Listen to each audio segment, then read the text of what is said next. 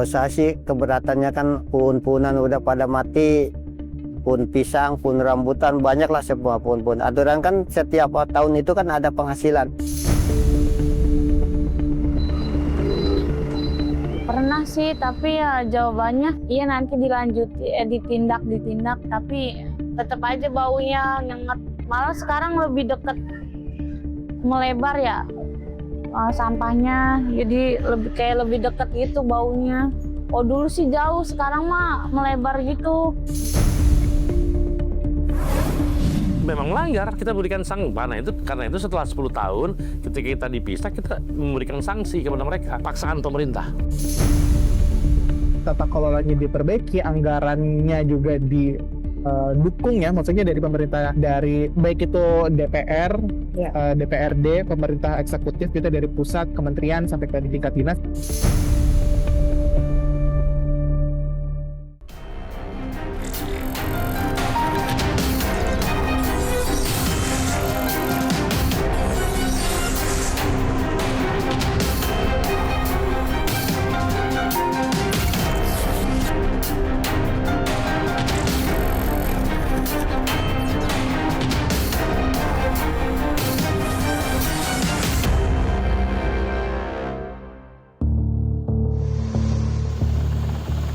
Selama hampir 2 pekan, pemadam kebakaran berjibaku di tempat pemrosesan akhir atau TPA Sampah Jatiwaringin, Kabupaten Tangerang.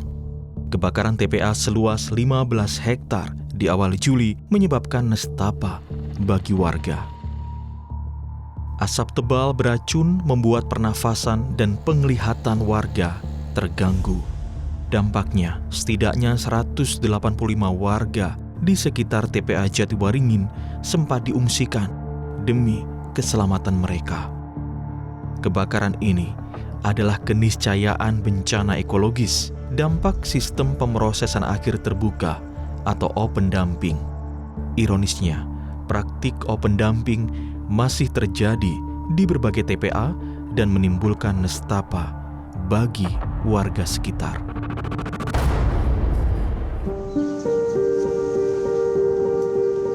Aroma sampah yang menusuk tajam menyelimuti rumah Agus di Kampung Curug, Kecamatan Cipecang, Tangerang Selatan.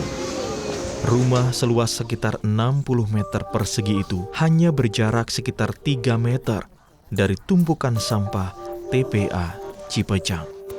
Di sini, Agus yang bekerja sebagai kuli bangunan tinggal bersama istri dan seorang anak perempuannya. Nama saya Agus, umur 50. Kalau tinggal di sini, pokoknya dari lahir juga udah tinggal di sini. Umur saya kan 50 ya. Yang sering dikeluhkan nyesek, terus gatal-gatal gitu. Kalau ke puskesmas kadang-kadang kan suka berobat gitu. Kalau anak, istri, ibu sering, kalau saya enggak. Ya emang saya agak nyesek di sini. Pada 2012, TPA Cipecang diresmikan tak jauh dari rumah Agus. Semakin lama, tumpukan sampah semakin mendekati rumahnya hingga merangsek ke pekarangannya. Sejak mungkin sekitar, kalau nempel gini ya sekitar 1 tahunan. Malah saya sering menghadap. Sering supaya sampah yang dekat rumah saya minta dikeruk gitu ya, sama orang kepala UPT-nya itu. Tapi respon kita nggak ada, ke kantornya itu nggak ada. Siapa dirapin, tapi ternyata nggak ada gitu sampai sekarang. Pekarangan sekitar rumah Agus yang dulu penuh tanaman buah, kini tertimbun sampah yang baunya menyengat. Tanah kan ini ada yang tinggi, yang sana agak rendah. Gitu. Tapi tanah itu masuk ke kita, masih punya kita gitu. Tanam ini rambutan, pohon pisang banyak sini. Ini pada mati pada kedorong itu. Dulu, Agus kerap menjual hasil panen dari pohon-pohon itu. Kalau saya sih keberatannya kan pohon-pohonan udah pada mati. Pohon pisang, pohon rambutan, banyak lah semua pohon-pohon. Aturan kan setiap tahun itu kan ada penghasilan ibu. Tidak berhenti di situ, sampah TPA yang merangsek ke tanahnya juga menimbun sumur yang biasa digunakan keluarganya. Kini, sumur itu tinggal kenangan. Kalau mandi saya kan mempunyai sumur yang dari belakang rumah ini kan, ini rumah saya juga nih. Ya kan ada mesin di situ. Saya pakai paralon ke sini, pakai selang itu. Ya, itu. Ini mau udah total kan, sama sekali nggak kepakai ya, gitu. Ini kedalamannya mungkin sekitar 5 meter. 5 meter nih kedalamannya. Iya, ini kan tadinya juga ada tempat pemandian nih, Pak. Nih kan itu ada batas-batas tuh. Iya, ini kan dari sumurnya, ini kan ditampung ke situ. Semua warga dulu mandi di sini. Iya, warga Curug atau Serpong juga pada numpang mandi di sini. Pemerintah setempat sempat menyuplai air bersih dan membangun sistem penampungan air di rumahnya sebagai kompensasi. Nyesak bau apa namanya kaporitnya itu. Namun, Agus enggan menggunakannya karena was-was cemaran air lindi atau limbah dari sampah. Cuman saya dalam arti sekarang juga nggak fokus, takut kan air lindi aja udah ngalir ke rumah kita. Jadi saya sampaikan lagi, saya kan kalau air ini kan saya nggak berani minum, saya minta air atau 1 galon aja nggak dikasih. Alasan dia ntar saya musyawarah dulu apa ke atasan gitu-gitu. Dampaknya, Agus terpaksa membeli air bersih untuk kebutuhan sehari-hari. Dalam sebulan, ia harus mengeluarkan setidaknya Rp750.000 untuk air bersih. Ini mah air dari sumur. Bagi Agus yang penghasilannya tak menentu sebagai kuli bangunan, ini jelas sangat memberatkan. Untuk keperluan ini kan sekarang yang lebih parah ini, air aja kita tiap hari beli. Gitu. Air beli kan per galon gitu ya, buat keperluan masak, minum gitu. Terkait keluhan yang dirasakan warga sekitar TPA Cipecang, pemerintah Kota Tangerang Selatan mengaku memahaminya.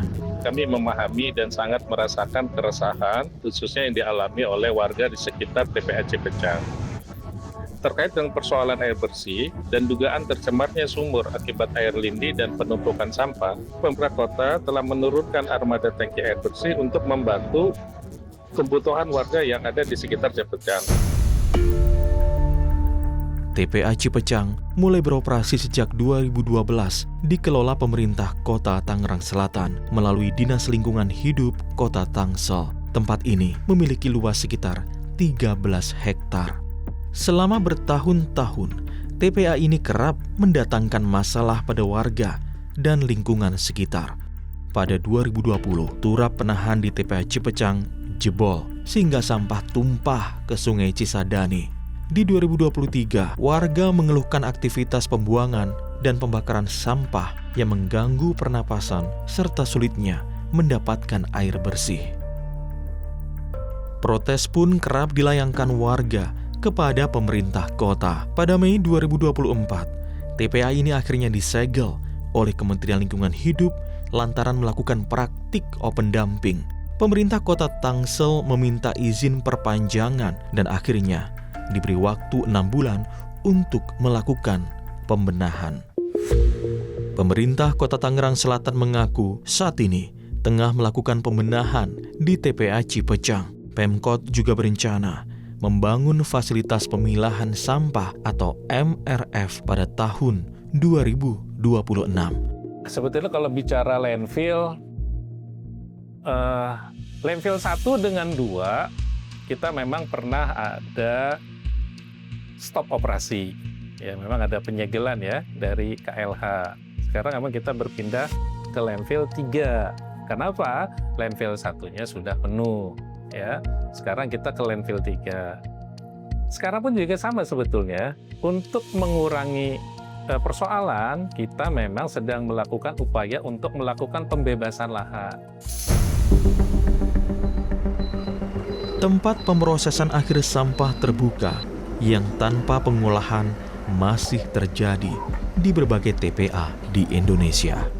Pernah sih, tapi ya jawabannya iya nanti ditindak, tapi tetap aja baunya nyengat. Malah sekarang lebih dekat melebar ya.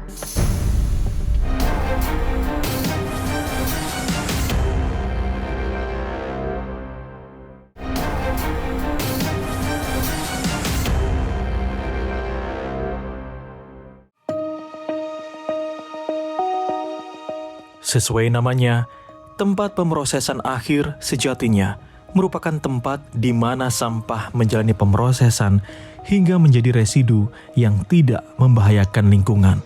Namun, pada kenyataannya, TPA menjadi sekedar tempat penimbunan terbuka atau pendamping yang nyaris tanpa penanganan.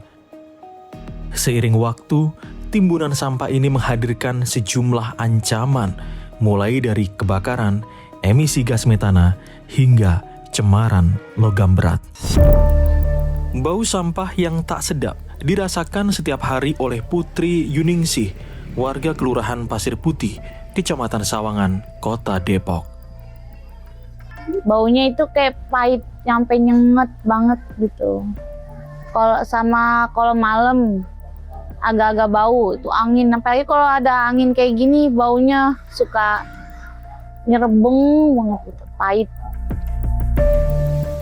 Rumah Putri berjarak kurang dari 1 km dari TPA Cipayung. Hanya ada kali kecil yang memisahkan rumahnya dengan TPA seluas 11 hektar ini. Setiap hari hidup dengan aroma sampah, Putri merasa indera penciumannya kini sudah tidak lagi sensitif alias kebal. Kalau makan tapi udah terbiasa sih, nggak terlalu bau banget. Kalau di rumah sih nggak ada ya, tapi kalau orang lain nggak tahu ya. Lagi yang punya penyakit bau kayak gitu gimana? Kalau di rumah sih nggak ada. TPA Cipayung yang berdiri sejak 1984 menampung hingga 1.000 ton sampah setiap hari. Sampah-sampah itu ditumpuk hingga menjadi bukit sampah. Kala hujan, sampah-sampah itu longsor hingga terbawa aliran sungai. Dan itu kemarin pas musim hujan banjir karena sampah ketumpuk ke bawah aliran gitu sampai banjir.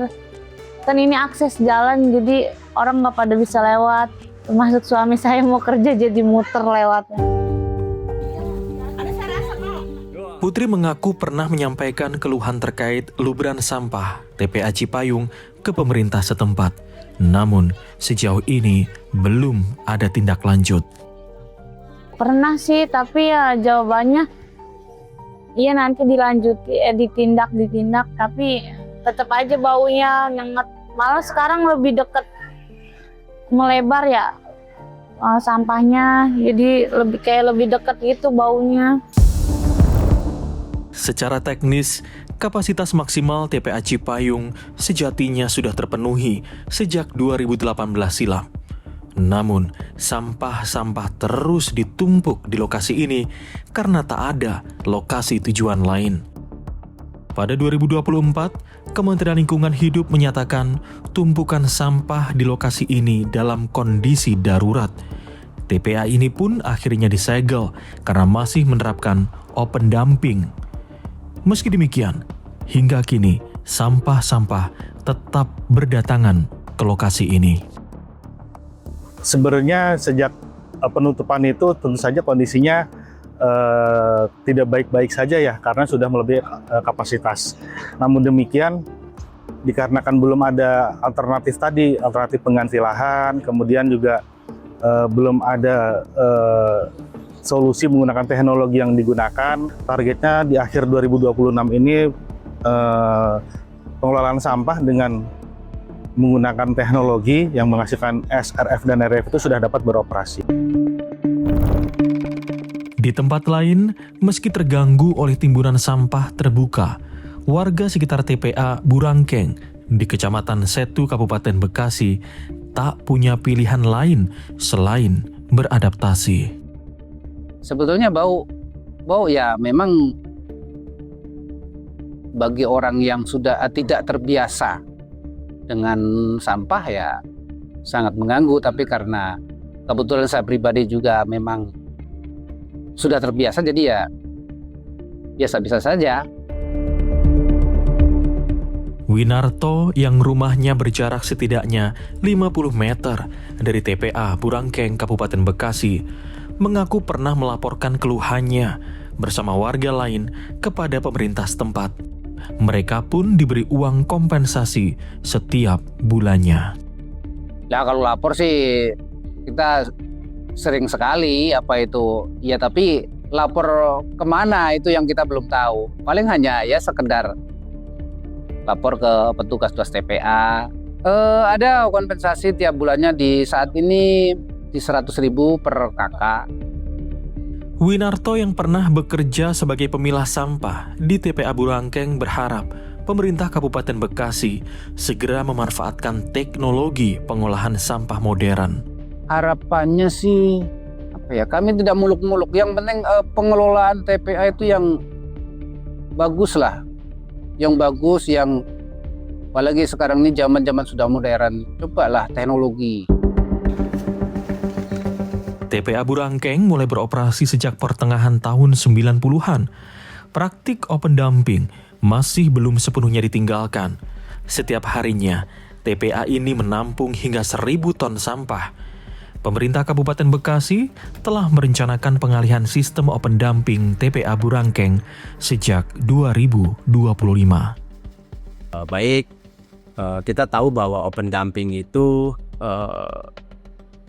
sudah dilarang oleh kementerian dan berbagai aturan yang melarang open dumping. Namun kegiatan open dumping itu sebenarnya sudah kami buat mitigasi agar tidak terjadi open dumping lagi.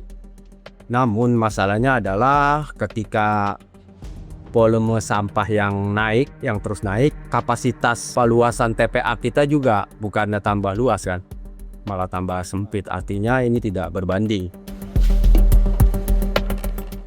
Pemkab Bekasi menyadari biaya pengalihan dari sistem TPA open dumping memerlukan biaya yang tidak sedikit. Sanitary landfill itu butuh anggaran yang tidak sedikit karena dari ketebalan sampah itu nanti ditumpuk dengan tanah kan. Sedangkan kita tahu bahwa proyek semi konstruksi untuk sanitary landfill itu mahal. Sedangkan kita semua tahu bahwa pemerintah daerah itu punya keterbatasan anggaran terkait pengelolaan sampah di hilir, yaitu di TPA Burangkeng. Pemkab Bekasi sempat membuat sistem pengelolaan air limbah di TPA Burangkeng. Namun kelebihan kapasitas membuat sistem pengolahan limbah di TPA ini pernah longsor.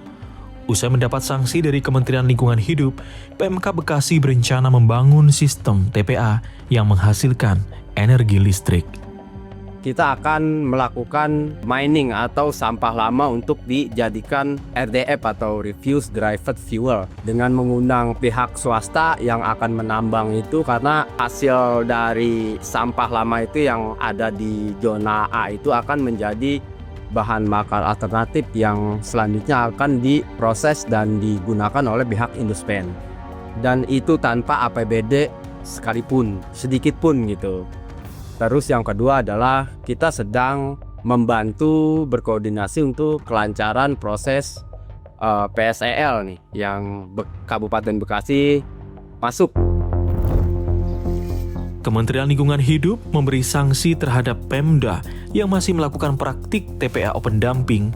Memang melanggar, jadi kita berikan sanksi. Karena itu setelah 10 tahun ketika kita dipisah, kita memberikan sanksi kepada mereka. Paksaan pemerintah.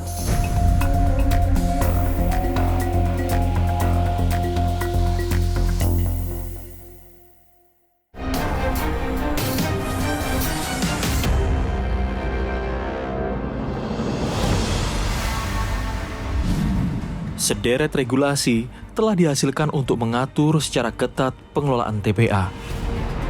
Undang-Undang Nomor 18 Tahun 2008 tentang pengolahan sampah, Peraturan Pemerintah Nomor 81 Tahun 2012 tentang pengelolaan sampah rumah tangga, hingga berbagai peraturan menteri mewajibkan pengelolaan sampah di TPA dilakukan secara sistematis menggunakan metode yang lebih modern dan melarang praktik open dumping alias pembuangan secara terbuka.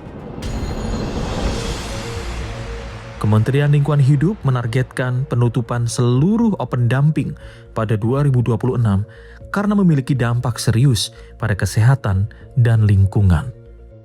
Kementerian Lingkungan Hidup mencatat hingga akhir 2025 sekitar 30% dari total 485 TPA di seluruh Indonesia telah menghentikan praktik open dumping. Dengan demikian, masih terdapat sekitar 369 TPA yang perlu segera bertransformasi. Kementerian Lingkungan Hidup telah memberikan sanksi terhadap pemerintah daerah yang masih menerapkan sistem open dumping. Pemerintah menargetkan praktik open dumping diberhentikan total sejak Agustus tahun ini. Memang melanggar. Makanya Makanya kita berikan karena itu setelah 10 tahun ketika kita dipisah, kita memberikan sanksi kepada mereka. Paksaan pemerintah. Sekarang mereka sedang bergegas mengerjakan itu. Ada yang dari katakanlah kekurangannya 80%, ada yang sudah tinggal sisa 20%, dia udah mengerjakan ini. Ada yang kayak begitu. Kita monitor semua. Selama ini, praktik open dumping menjadi sumber permasalahan lingkungan. Secara bertahap, TPA-TPA open dumping akan dialihkan untuk menerapkan sistem yang lebih aman dan berkelanjutan. Seperti sanitary landfill atau kontrol landfill untuk menggantikan open dumping, sistem pengelolaan sampah menjadi energi listrik atau PSEL, serta sistem pemilahan dan daur ulang sejak dari hulu untuk mengurangi timbunan sampah di TPA. Jalan udah ada di yang sudah lelang tuh ada 11 ya. Ya, sekarang menuju batch kedua ke 24 dari 34 titik aglomerasi atau kota-kota yang memang memenuhi syarat untuk PCEL atau waste to electricity. Nah, kemarin yang pertama diresmikan di Bali ya. Di Bali ya. Itu yang pertama, yang lain tinggal. Ya itu kan ini aja. Kalau yang lainnya udah bertahap terus nanti. Koordinator Aliansi Zero Waste Indonesia, Rahyang Nusantara menyebut ada keengganan penganggaran untuk mewujudkan tata kelola sampah yang aman dan berkelanjutan.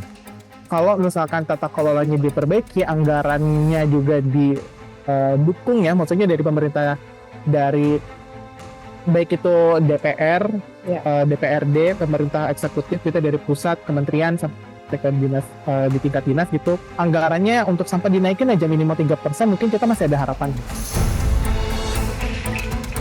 Menteri Lingkungan Hidup Jumhur Hidayat menyebut saat ini Kementerian Lingkungan Hidup merencanakan aturan yang melibatkan produsen produk konsumsi masyarakat yang menghasilkan sampah plastik ikut bertanggung jawab. Kita lagi persiapkan satu peraturan Menteri LH yang mewajibkan para produser yang menghasilkan plastik dan limbah yang seperti plastik itu harus mengeluarkan sedikit angka gitu ya, rupiah tertentu, sehingga dia bisa terkumpul dana, mereka sendiri pengolah sampah. Jadi bisa di recycling, bisa dikumpulkan, bisa di macam-macam. Pokoknya nggak boleh beredar, sehingga kita harus lagi terhindar dari sampah kayak di laut gitu ya, pulau plastik gitu di laut.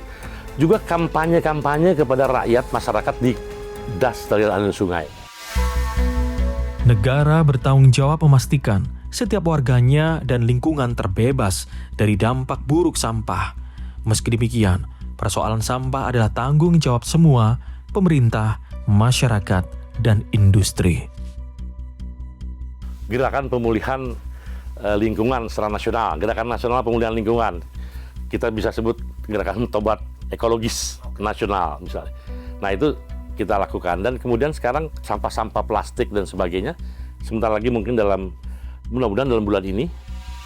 Justru rasa pengurangan itu dari pengurangan produksi dan konsumsi, jadi itu plastik harus dikurangin, produsen juga harus mikir gitu bahwa kalau mereka nggak bisa ngelola sampahnya ya harus dikurangin produksinya, jangan bikin kita overkonsumsi gitu kan, itu juga nggak baik buat kita, nggak baik juga buat ekonomi juga gitu.